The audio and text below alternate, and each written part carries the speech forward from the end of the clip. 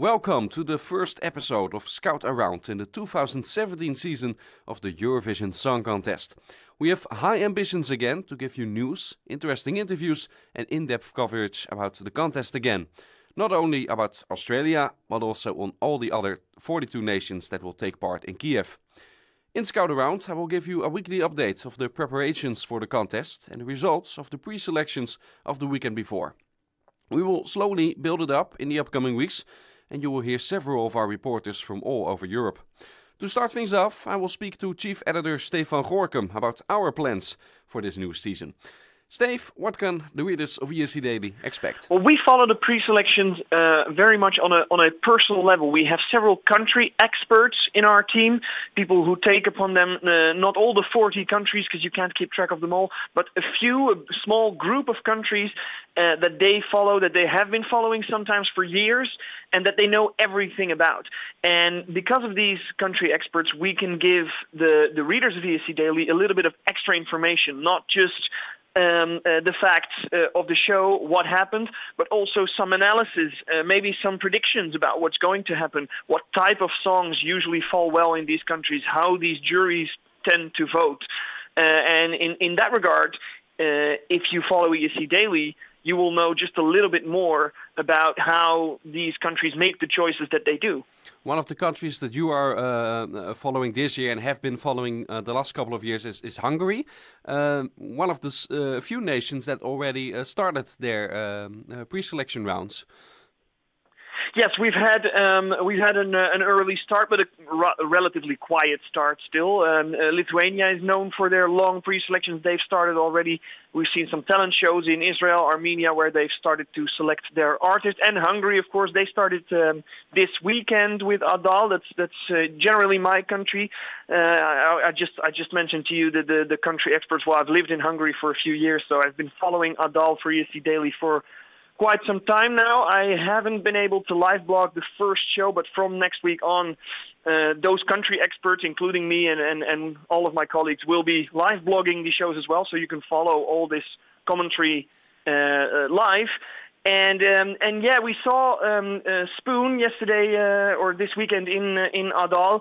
And they've been called one of the favorites over there, but also, of course, Kalai Sanders is still in there. So Hungary, again, like we've seen in recent years, comes up with a big pre-selection with a lot of names, almost Swedish in its style. And I'll be curious to follow who, in the end, they will send to Kiev. We have a calendar on our website, escdaily.com. People can see all the pre-selections that are yet to come. What are the weeks that it will really be big and huge and much to do at ESC Daily? I do not know the calendar by heart, but February is, of course, the big month. And what we've seen in recent years is that most of the pre-selections, it used to be long weekends, starting on Friday with a few shows and then Saturday and Sunday as well. And now we've seen that most of the countries tend to move their shows to Saturday night.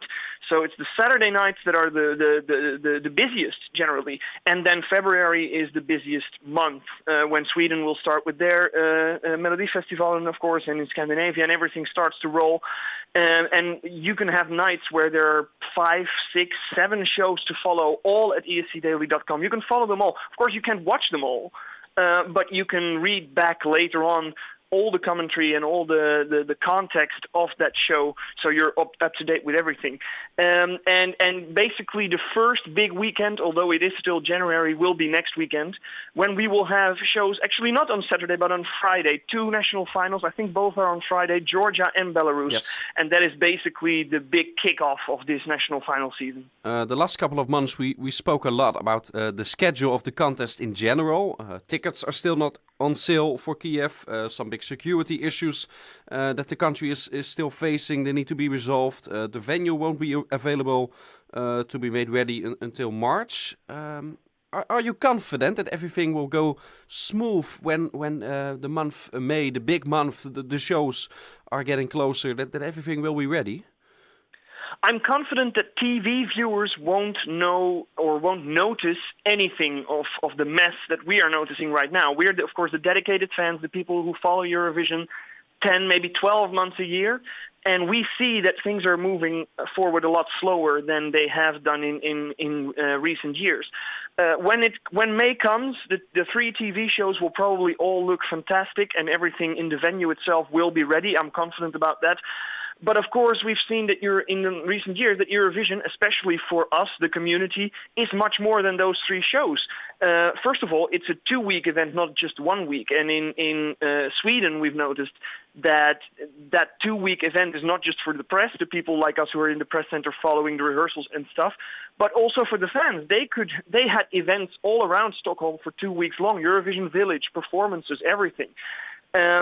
I'm not so sure that will be the same in Kiev this year again, because they will want to, and they have help from Sweden, so they have probably a lot of ideas and dreams of making the event great. But if they will succeed, those things tend to come at last minute. And if this is going to be a last minute process, then of course in the end the focus will have to be on the venue, on the TV shows. And perhaps the fan experience will suffer. I thought for a very long time that the EBU would eventually perhaps reschedule the contest. They didn't do that. Is that a good decision or a bad decision? How do you stand in that? Well, I'm no expert on this field. You actually know much more about this than me. But I don't work at the EBU either, so I don't have all the facts. But if you look at schedules for other big events, like, for example, football, the EBU has always said that they want to avoid the clash with international football. And you could argue that moving the contest from the first 2 weeks of May to the last 2 weeks of May, and the final being on, I think, the 27th then, would have made more sense, because you would have avoided a clash with semifinals of both Champions League and Europa League. Also, that would have given NTU 2 weeks more time to prepare for their shows and for all the events going on in Kiev. But I'm sure the EBU had their reasons not to do that. We interviewed Jon Alassand about that. If you were interested in these kind of technical topics, I advise you, all of our listeners and readers, to look back at our YouTube channel to that interview in which he tries to explain their decision. And we'll see how it all turns out. Thank you, Steef. Many countries will still make their decision, of course, but a couple of them have already picked their artist. We see some familiar faces among these chosen artists. Girl group Ogene from the Netherlands. They returned to the contest after taking part in Junior Eurovision 2007.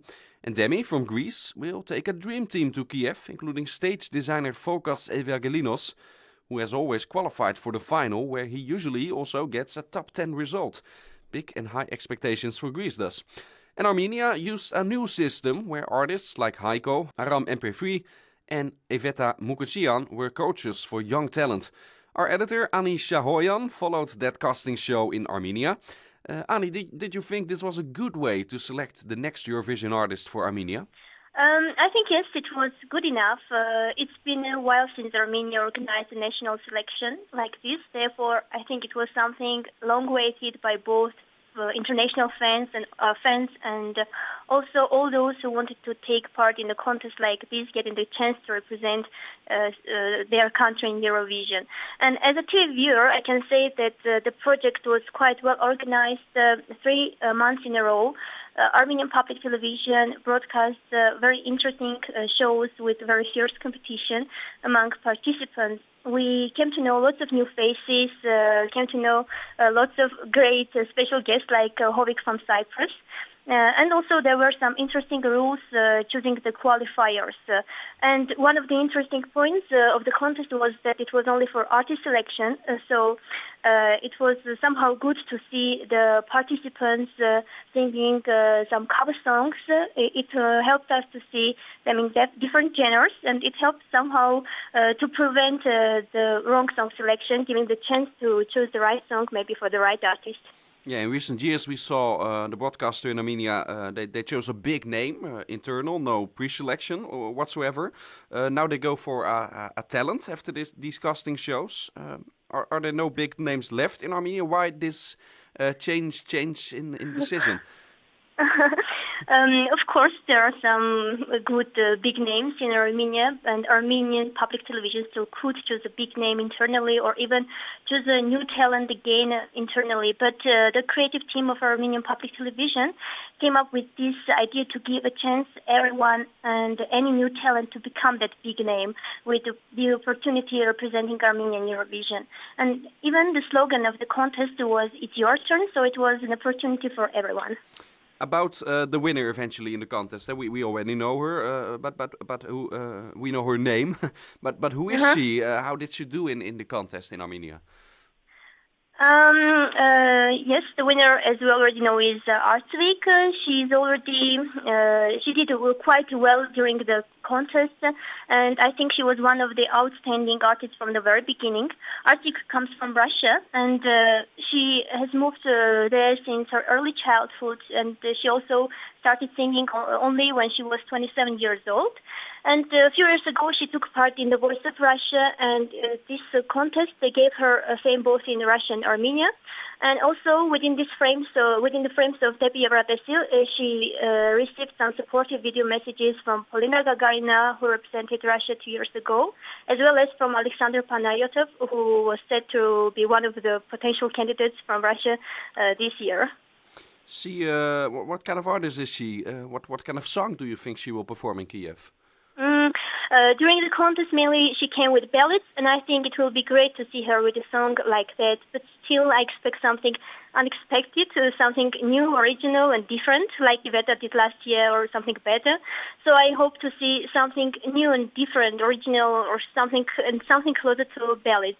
But anyway, the song submissions are open, and all the interesting candidates, songwriters, can submit their songs by the 30th of January, following the general Eurovision rules.